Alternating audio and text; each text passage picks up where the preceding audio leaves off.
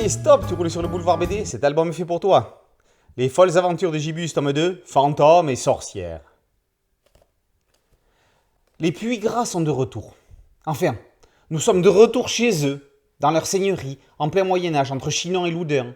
Nous allons donc, à leur côté, nous instruire à l'école, combattre l'anglois, taquiner la sorcière et côtoyer ectoplasme et dragons. C'est parti pour une douzaine d'aventures au cœur de l'histoire, avec humour, qu'on se le dise. Drogon de Puygras, seigneur et accessoirement père de Gibus, n'a pas l'intention de perdre la prochaine bataille. Il dresse donc Drathar, le dragon, pour la guerre, ce qui n'est pas du tout du goût de Gibus, qui ne souhaite pas qu'il arrive du mal à son animal de compagnie.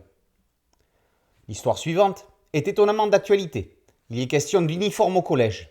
Mais notre gouvernement qui veut l'instaurer à l'école primaire n'a pas eu la même bonne idée que le directeur de collège de Gibus, à savoir demander aux élèves d'imaginer un costume.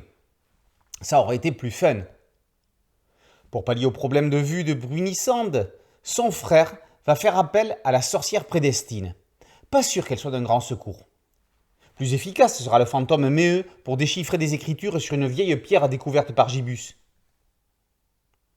Par 3 fois, la famille Puygras va goûter de l'anglois, et ce n'est pas facile à digérer, surtout quand ils prennent possession du château familial et qu'il faut trouver des stratagèmes pour les en chasser. En effet, Drogon a capitulé devant le général MacConsole.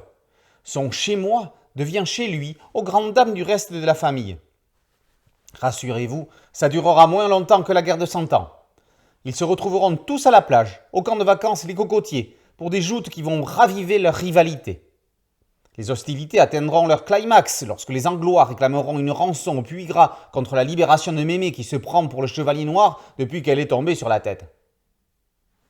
D'autres aventures émaillent cet opus poilant signé Olivier Lotte et Sylvain Frécon, dignes descendants de la meilleure époque du Puy. Peyo et Franquin auraient adoré. Les folles aventures de Gibus démontrent que l'âge d'or de la BD où les auteurs savaient allier humour et aventure avec maestria n'a pas disparu. Salvateur, on rêvera à présent de voir les personnages dans une grande histoire de longue haleine. Les folles aventures de Gibus, tome 2, fantômes et sorcières par Lotte et Frécon est paru aux éditions BD Kids. Boulevard BD, c'est un podcast audio, un site dédié et une chaîne YouTube. Merci de liker, de partager et de vous abonner. A très bientôt sur Boulevard BD. Ciao.